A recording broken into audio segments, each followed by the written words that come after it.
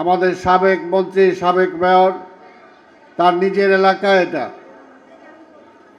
অবশ্যই আপনারা দোয়া করবেন তিনি যদি আবার নির্বাচিত হতে পারেন আপনাদের ভোটে, এবং আমাদের নেতা নিশ্চয়ই আবার তাকে মন্ত্রী বানাবেন। তখন আমার মনে হয় এই স্কুলের জন্য আর আপনাদের কাছে চাইতে হবে না, নিশ্চয়ই তিনি করবেন। আর আমরা পাশাপাশি থেকে ওনাকে মনেও করায় দেব, সহযোগিতা করার জন্য চেষ্টা করব। আজকে কারণ এই বিদ্যাপীঠগুলো বাঁচিয়ে রাখা দরকার। আর এটাও ঠিক, অধ্যক্ষ বলেছেন যে এখানে গরিব মানুষের ছেলেমেয়েরাই বেশি পড়াশোনা করে, কারণ যাদের টাকা হয়ে গেছে বা একটু ভালো চায় তারা তো ভালো ভালো স্কুলে বা কলেজে চলে যায়। তাই স্বাভাবিকভাবে এখানে গরিব মানুষকে তো ছাড় দিতেই হবে, তাদের বেতন কমাতেই হবে।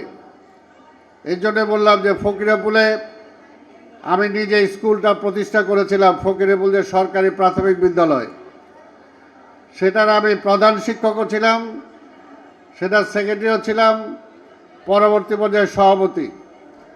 তো সেই স্কুলটাও বহু কষ্ট করে এখনও চলছে।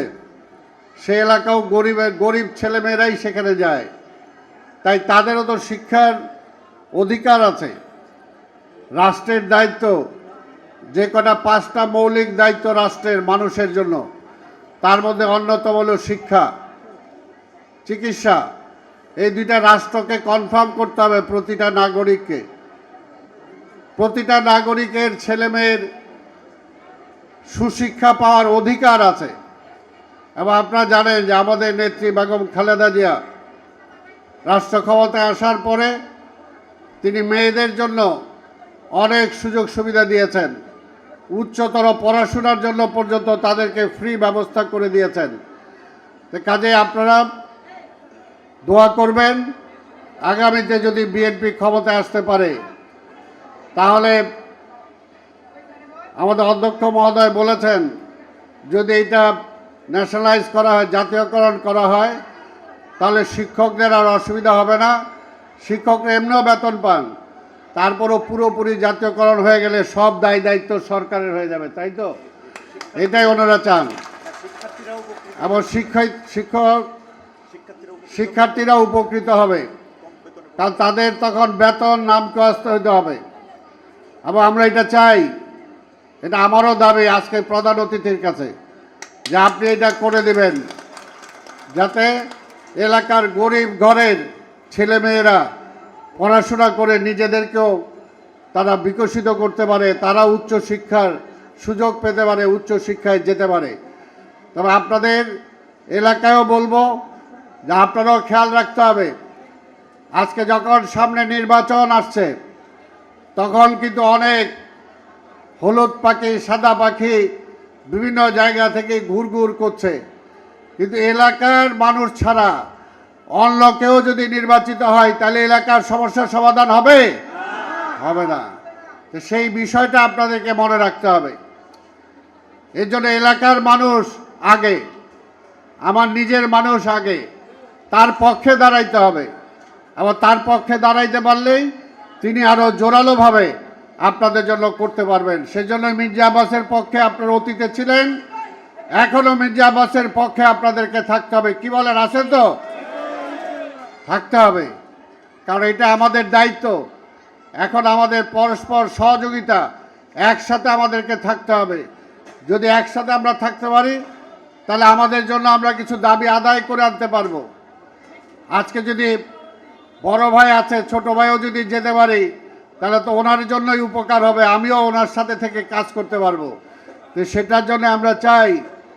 পাশাপাশি আজকে মনে রাখবেন যে রাজনীতিতেও আজকে বিভিন্ন ধরনের মেরুকরণ করার চেষ্টা করা হচ্ছে।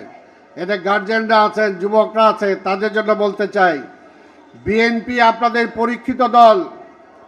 যেমনি মির্জা আব্বাস পরীক্ষিত, ঠিক তেমনি বিএনপিও একটি পরীক্ষিত দল। সব সময় দুঃসময় আপনাদের পাশে ছিল। দুঃসময় কখনো বিএনপি জনগণকে ছেড়ে যায় নাই। আর এখন অনেকে আওয়ামী লীগের সাথে বিএনপিকে মিলাতে চায়। আওয়ামী লীগ আর বিএনপি এক না।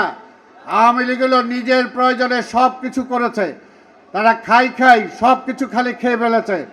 17টা বছর রাষ্ট্রের 12টা বাজায় দিছে। আজকে শিক্ষাঙ্গনের বলি, আজকে ব্যবসায়ীতে বলি, আজকে সংস্কৃতিতে বলি, আজকে বিদেশের সাথে বলি, সব জায়গাগুলো আজকে ধ্বংস করে দিছে। তাই আজকে এই অবস্থাটার যদি পরিবর্তন করতে হয়, বিএনপি ছাড়া কোনো বিকল্প নাই। বিএনপি ছাড়া কোনো বিকল্প নাই।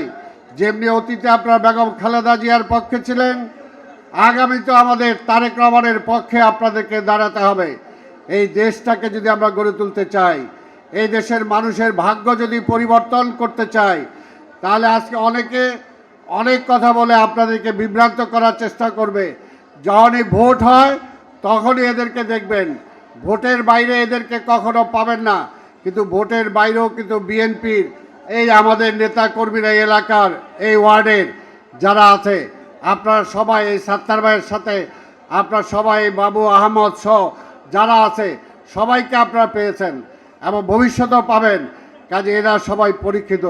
কাজে এদের সাথে আমরা চাই, জনগণ বিএনপির সাথে আছে, বিএনপিও জনগণের সাথে আছে এবং আগামী নির্বাচনে আমরা বিশ্বাস করি বিপুল ভোটে বিএনপি ধানের শীষে জয়লাভ করবে, আগামীতে রাষ্ট্র ক্ষমতায় যাবে এবং এই সমস্ত সমস্যাগুলোর সমাধান হবে।